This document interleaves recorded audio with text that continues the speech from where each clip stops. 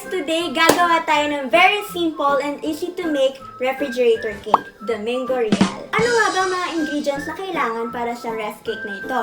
First, you need condensed milk, and then all-purpose cream, which we use Nestle. The base for the cake, which is sunflower crackers. And then, syempre, ang mangoes.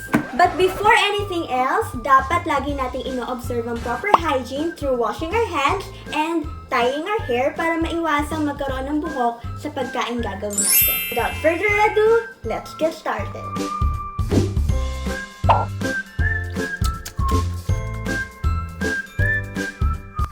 So, ang una natin gagawin ay yung base. So, isi-spread natin siya sa container.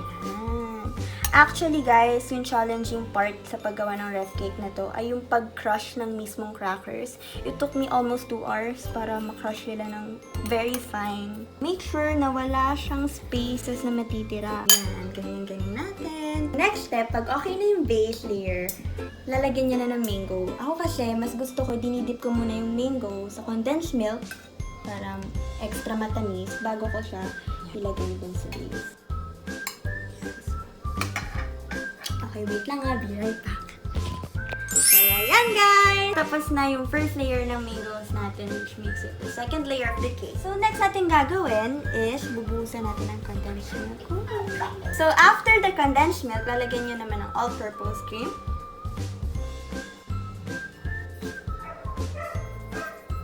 Parang gusto kong kainin yung mangoes on the process. Guys, actually, bata pa lang ako, favorite ko na tong fridge cake na to when si mama pa gumagawa noon. Mango. This is very easy.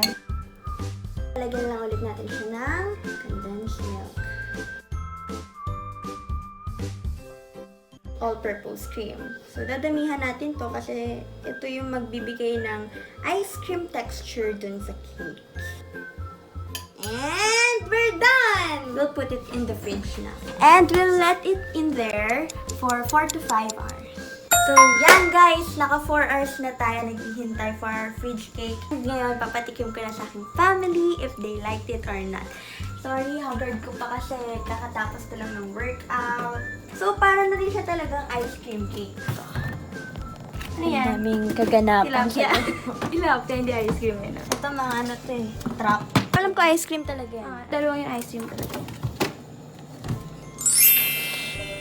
So, I prepared 4 platelets. Char, ang tawag doon? Basta platito. We'll be having our first slice.